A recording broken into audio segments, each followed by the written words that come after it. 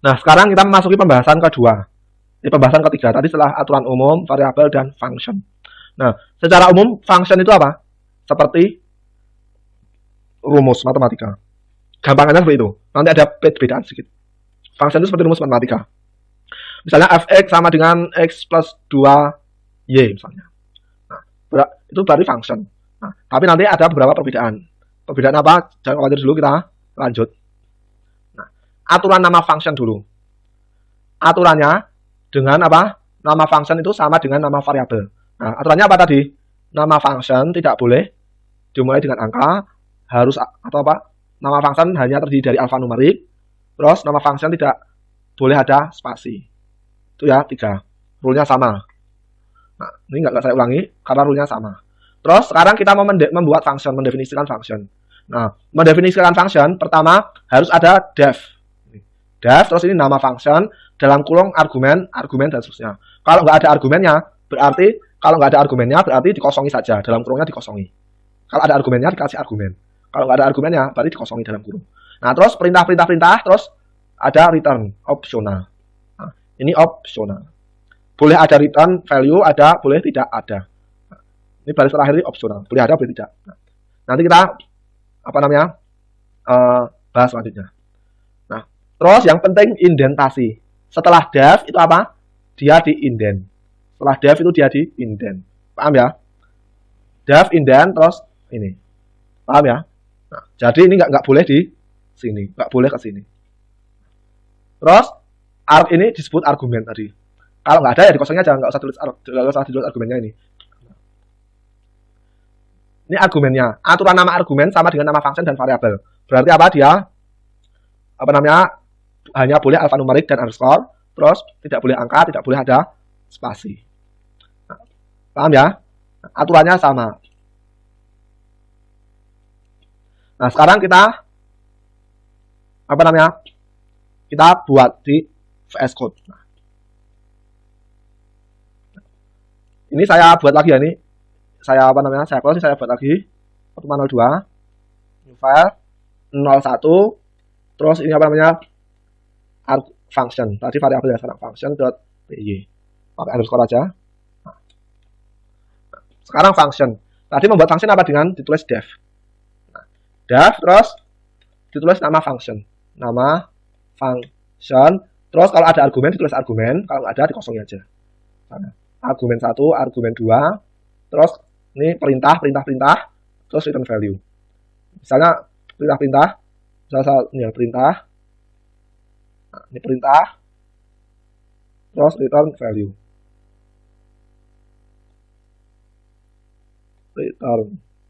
Ini. Nah, return value-nya opsional, boleh ada, boleh tidak. Nah, misalnya ya, boleh ada, boleh tidak. Nah, pertanyaannya, buat apa kita buat function? Nah, kita buat contoh dulu ya, Ya, ini cara pembuatan functionnya. Kita buat contoh. Misalnya kita punya fungsi matematik. Fx sama dengan 2 kali x kali seperti pakai tanda bintang seperti dalam Excel. X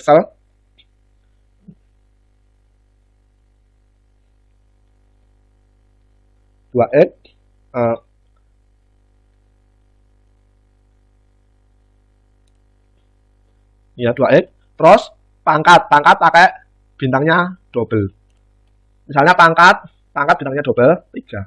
2x pangkat 3. Kalau di Excel pakai topi ya. Kalau di Excel pakai topi, di sini pangkatnya 3. Ditambah 5 misalnya. Nah. Terus misalnya kita f sama dengan 2. Ini outputnya berapa tadi? 2 pangkat 3, 2 pangkat 3 berapa? 2 kali 2. Berarti ada 8. 8 dikali 2, 16. 16 tambah 5, 21. Ini harusnya 21 nanti. Nah, sekarang kita rubah dulu jadi function. Def, misalnya kita f. Nggak masalah kita pakai f, terus x. Nah, variabelnya x, 2, return. Nah, return value itu boleh apa saja. Boleh angka, boleh string, boleh angka, boleh huruf, boleh yang lainnya. Paham ya? Return value itu boleh apa saja. Boleh angka, boleh huruf, boleh objek, apa saja. Nah, di sini karena kita akan menjalankan function ini, kita pakai perkalian. 2 kali x pangkat 3 tambah 5. Nah, Sekarang kita cek ada yang error nggak, kita running. Ingat ini namanya 01 function. Python 01 function di tab atau complete. Nah, berhasil. Ini berhasil ya ini. Nah. Terus ini tadi function yang return value-nya apa namanya? Ekspresi. Bisa juga apa? Function tidak punya return value. Nah, function tidak punya return value. Misalnya, atau ini apa ini? Kita skip dulu, biar nggak bingung. Function yang tidak punya return value kita skip. Kita keep di pembahasan berikutnya. Nah. Atau function return value-nya langsung angka. Nah. Def, nah y, argumennya kosong, return 4. Nah, berarti nanti y-nya sama dengan 4. Terus, tadi ada statement. Eksekusi statement. Kita buat modifikasi. Yang ini. Def, kalau buat modifikasi di atas sini aja ya. Def, gx. Nah, kita modifikasi dulu. X kuadrat. Satu x atau x2 ya. X kuadrat. X cube ya. X cube. Nah, x. Nah, ini boleh kita pisah-pisah seperti ini. Terus, return 2 kali x cube ditambah 3. Ini sama saja. Kenapa? Oh, ini pangkat 3 ya, sorry. Nah, ini sama saja. Kenapa? Karena x cube ini akan diganti oleh ini. Paham ya? Nah, paham ya? Saya harap paham. Ini dan ini tuh sama. Hasilnya nanti sama. Ini 5 ya, sorry. Ini 5. Nah, ini dan ini nanti hasilnya sama. Saya harap paham ya ini? Kalau di matematika jarang di apa? Function ini biasanya function itu satu baris biasanya ya. Nah, di programming boleh kita potong-potong tiap ruas atau ini bisa juga misalnya kita potong ruas 1 ini dan ruas 2 ini kita potong. Suku pertama dan suku kedua kita potong. Suku pertama sama dengan 2 kali x3. B sama dengan 5. Terus ini ditulis A kali B. A tambah B, sorry. Nah, ini sama. Nah, nanti ada suatu waktu kita butuh memotong function tersebut. Nah, tujuannya apa? Misalnya fungsinya panjang banget nih. Segini masih kurang 2 baris 3 baris. Nah, itu nanti enak dipotong-potong. Paham ya? Ini function seperti itu. Kita balik lagi ke apa namanya? Ke slide. Jadi nanti yang sekarang kita anggap function punya return value. Nanti yang function kedua kita bahas berikutnya. Nah, sekarang adik-adik bisa mendefinisikan function. Tapi belum bisa memanggil. Cara memanggil function gimana? Nah, cara memanggil function gimana? Dengan nama function dalam kurung parameter, dan seterusnya. Kalau nggak ada parameter berarti dikosongi. Kalau ini nggak ada parameternya berarti dikosongi. Paham ya?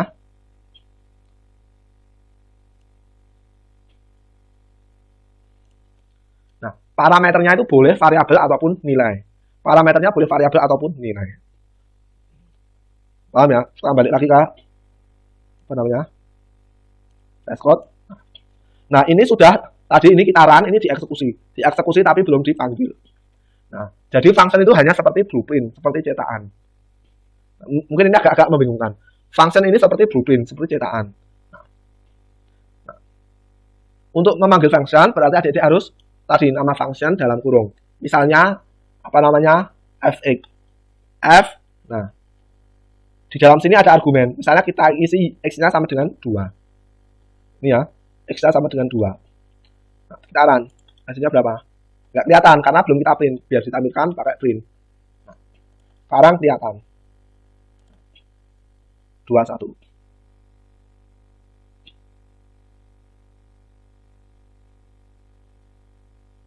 Tadi saya keliru ya? Betul ya, 21. Nah, hasilnya sama ya 21. Nah, kalau di 21. Nah, terus misalnya kita isi 5. Kita isi 5. Hasilnya berapa? 21 dan 255. Nah, di sini untungnya function. Kenapa? Kita hanya butuh menulis 1 kali function. Kita hanya butuh menulis 1 kali function, bisa memanggilnya berkali-kali. Bayangkan adik-adik nulis gini.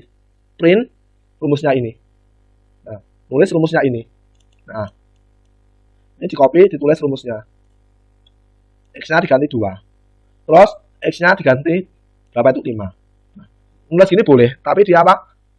Redundant. Nah, paham ya? Nah, ini lebih singkat, F8 ketemu angkanya. Nah, jadi ini hanya rumus pendek. Bayangkan kalau rumusnya terdiri dari 2 baris, 3 baris, dan seterusnya. Apakah kita akan manggilnya, kita tulis rumus apa namanya?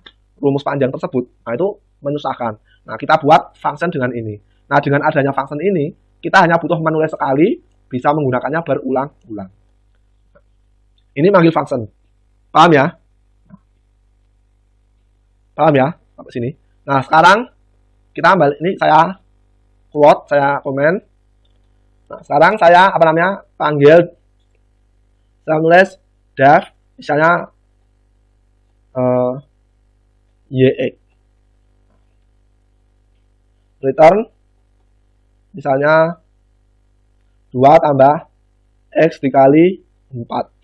Kalau mau dibagi tinggal gini ya, bagi 2. Nah, ini yang sering muncul di Instagram. Hasilnya berapa ini? Sering muncul di Instagram. Hasilnya berapa? Nah, kalau sudah lulus SMA harusnya bisa tahu. Nah, ini yang mana dulu yang dieksekusi? X dikali 4 dulu, baru dibagi 2. Paham ya? Bukan 4 dibagi 2, terus dikali X, bukan. Paham ya? Nah, X dikali 4 dibagi 2. Nah.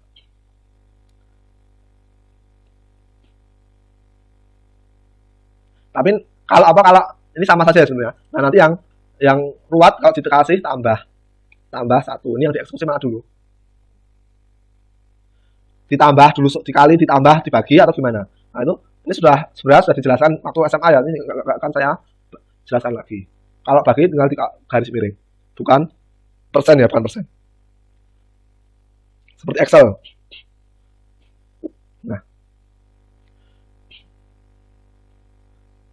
Nah, ini fungsinya sudah didefinisikan di sini. Coba kita cek. Nah, ini boleh. Ini sah-sah aja. Fungsinya kita definisikan ulang itu sah-sah saja, nggak error. Tapi ini nanti apa kalau kita tidak sadar nanti berbahaya. Kita nulis 2 buah fungsi yang sama mengerjakan 2 hal yang berbeda. Kalau kita nggak sadar itu bahaya. Paham ya? Maksudnya gimana? Maksudnya tadi y yang satu nilainya 4, y berikutnya nilainya x 4/2. Nah, sekarang kita panggil. Kita ingin panggil fungsi pertama. Kita ingin panggil fungsi pertama. Error. Fungsi pertama jadi hangus.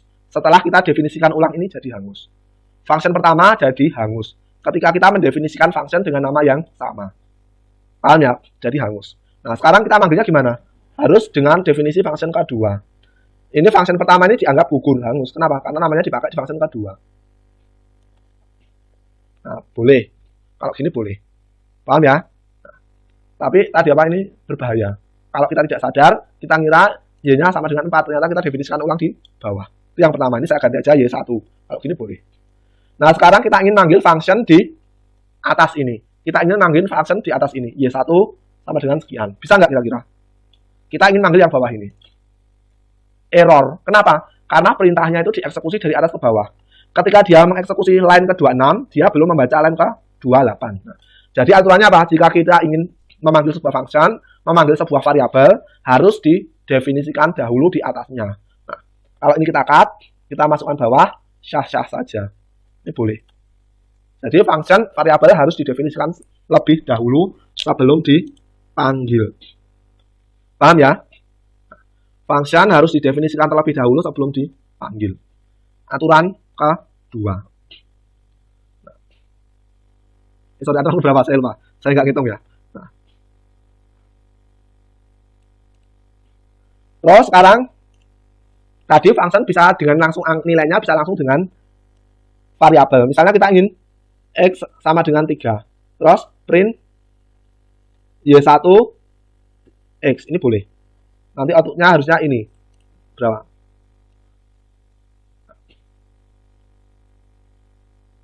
Outputnya ini.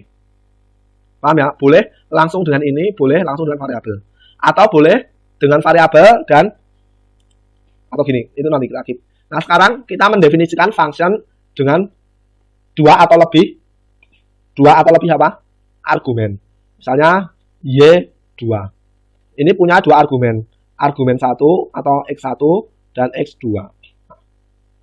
Terus return ini yang gampang-gampang, X1 ditambah X2. Cara manggilnya gimana? Ini saya komen yang atas biar nggak ngikuti. Saya komen. Nah, dah. Cara manggilnya gimana? Pakai Y2, bisa langsung angka. Ini saya print ya biar kelihatan. Print 2, 3. Kalau tambah ini enggak ya, agak kelihatan. Oke, kita print. Hasilnya berapa? 2 tambah 3 berapa? 5. Hasilnya 5. Nah, sekarang ini kalau saya minus. Pertanyaannya, yang 2 itu X1 atau X2? Pertanyaannya yang 2 itu X1 atau X2? Kalau yang 2 ini X2 berarti ini berapa hasilnya?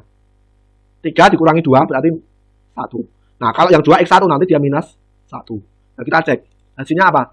2 itu yang X1 atau yang X2? Kita cek. Nah.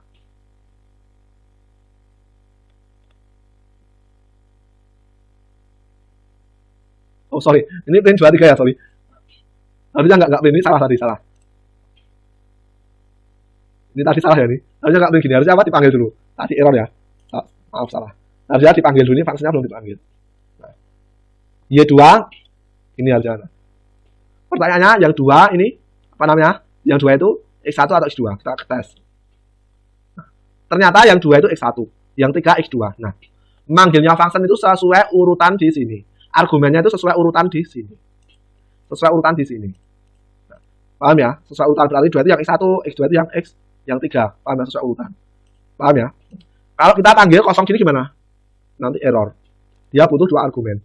Nah, ini error. Ini butuh 2 argumen, tapi kok dikasih 1 parameter 1 argumen, dia error. Nah, sekarang kalau kita gini, X2 sama dengan 1, X1 sama dengan 3. Nah, kalau gini gimana? Hasilnya berapa? Hasilnya 2. Nah, hasilnya 2. Nah, jadi apa? Kalau pakai nama argumen ini, terus kasih sama dengan, terus nilai, itu apa? Itu nggak butuh urutan. Boleh, acak boleh. Seperti ini. Kita mau nulis X2 dulu. Kita nggak masalah. Kalau kita pakai sama dengan ini, berarti nggak hanya X2 ini. Nggak sesuai urutan boleh. Itu. Nah, terus yang ketiga, gini. Misalnya, saya punya variabel X sama dengan 4. Terus def Y3. Variabelnya saya kosongkan. Return X. Hasilnya berapa? Kita print Y3. Hasilnya berapa kira-kira? Bisa ditebak nggak? X sama dengan 4. Terus Fx sama dengan Y3 sama dengan return X. Hasilnya apa? Kita cek. Hasilnya 4. X ini membaca di variabel sebelumnya. X di sini membaca variabel sebelumnya. Nah, terus sekarang kalau saya ganti gini, X. Nah, X-nya ini pakai yang mana? Pakai yang ini atau pakai yang ini? Pakai yang luar ini atau yang di dalam ini? Kita cek jika tanpa argumen. Error. Nah, sekarang kita kasih argumen 2. X-nya berapa kira-kira?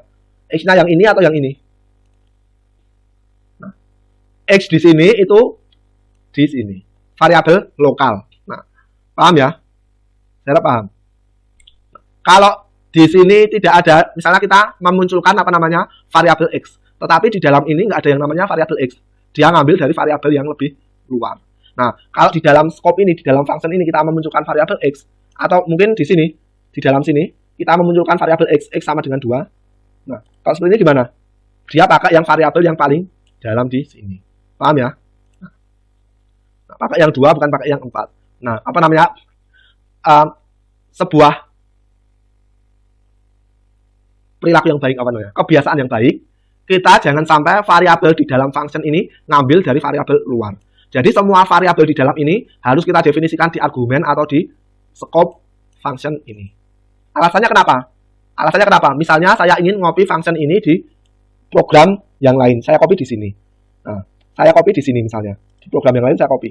Nah, ini nggak akan error. Berbeda jika tadi nggak ada ini. Ini error. Karena dia akan nyari nilai X di variabel di scope yang luar ini.